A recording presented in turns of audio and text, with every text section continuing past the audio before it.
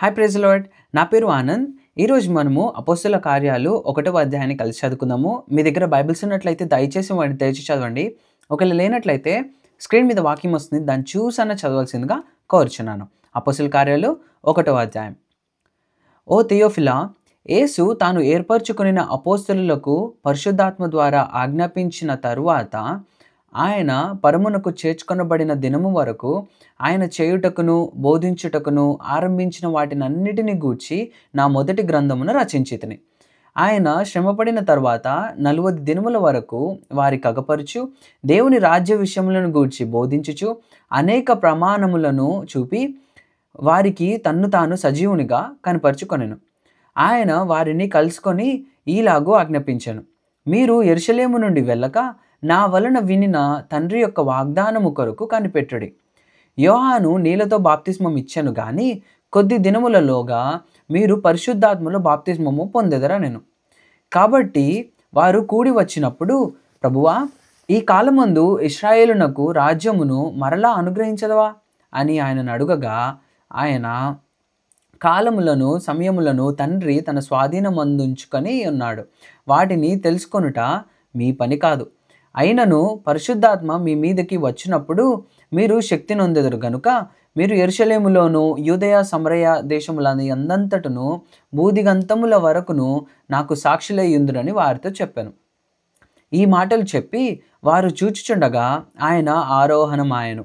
అప్పుడు వారి కన్నులకు కనపడకుండా ఒక మేఘము ఆయనను కొనిపోయెను. ఆయన వెళ్ళుచుండగా వారు ఆకాశము వైపు తేరి చూచుచుండిరి.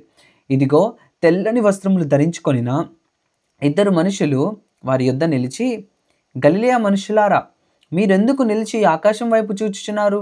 మీ యొద్ద నుండి పరలోకమునకు చేర్చుకొనబడిన ఈ యేసే ఏ రీతిగా పరలోకమునకు వెళ్ళుట మీరు చూచితిరో ఆ రీతిగానే ఆయన తిరిగి వచ్చునని వారితో చెప్పాను. అప్పుడు వారు ఒలివల వనమనబడిన కొండ నుండి యెరూషలేమునకు తిరిగి వెళ్ళిరి. ఆ కొండ యెరూషలేమునకు విశ్రాంతి దినమున నడవదగినంత సమీపంగా ఉన్నది. వారు పట్టణంలో ప్రవేశించి తాము బస చేయుచుండిన మేడగదిలోనికి ఎక్కిపోయారు. వారెవరనగా పేతురు, యోహాను, యాకోబు, అంద్రెయ, ఫిలిప్పు, తోమా, బర్తలోమయి, మత్తయి, అల్ఫయి కుమారుడగు యాకోబు, జెలోతే అనబడిన సీమోను, యాకోబు కుమారుడగు యూదా అనువారు. వీరందరూ వీరితో కూడా కొందరు స్త్రీలను యేసు తల్లి అయిన మరియయు ఆయన సహోదరులను ఏక మనసుతో ఎడతెగక ప్రార్థన చేయుచుండిరి. ఆ కాలమందు ఇంచుమించు 120 మంది సహోదరులు కూడి ఉండగా పేతురు వారి మధ్య నిలిచి ఇట్లనెను, సహోదరులారా, యేసును పట్టుకొనిన వారికి త్రోవ చూపిన యూదాను గూర్చి పరిశుద్ధాత్మ దావీదు ద్వారా పూర్వం పలికిన లేఖనము నెరవేరవలసి ఉండెను. అతడు మనలో ఒకడుగా ఎంచబడిన వాడే ఈ పరిచర్యలో పాలుపొందెను. ఈ యూదా ద్రోహము వలన సంపాదించిన రూకల నిచ్చి యొక్క పొలం కొనెను. అతడు తలక్రిందుగా పడి నడిమికి బద్దలైనందున అతని పేగులన్నీ బయటకు వచ్చెను. ఈ సంగతి యెరూషలేములో కాపురమున్న వారికి అందరికీ తెలియవచ్చెను గనుక వారి భాషలో ఆ పొలము అకెల్దమా అనబడి ఉన్నది. దానికి రక్తభూమి అని అర్థము. ఇందుకు ప్రమాణముగా అతని ఇల్లు పాడైపోవునుగాక, దానిలో ఎవడును కాపురం ఉండక పోవునుగాక, అతని ఉద్యోగము వేరొకడు తీసుకొనుగాక అని కీర్తన గ్రంథంలో వ్రాయబడి ఉన్నది.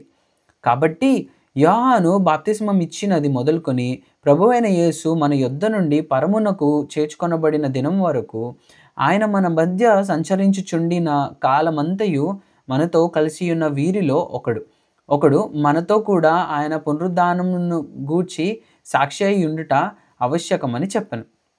అప్పుడు వారు యూస్తు అను మారుపేరు గల బర్సబ్బా అనబడిన యోసేపు, మత్తియా అను 2 నిలబెట్టి ఇట్లని ప్రార్థన చేసిరి, అందరి హృదయములను ఎరిగి ఉన్న ప్రభువా, తన చోటికి పోవుటకు యూదా తప్పిపోయి పోగొట్టుకొనిన ఈ పరిచర్యలోను అపోస్తలత్వములోను పాలు పొందుటకు వీరిద్దరిలో నీవు ఏర్పరచుకొనిన వాణ్ణి కనబరచుమన్రి.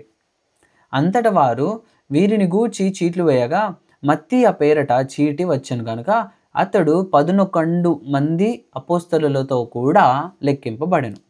దేవుడిచ్చిన ఈ వాక్యము దీవించును గాక. మీరు కూడా ఈ అధ్యాయాన్ని మీ దినము అంటే మీ ఎవ్రీడే డివోషన్‌లో దీన్ని ధ్యానించవలసిందిగా కోరుచున్నాను. ఆమేన్.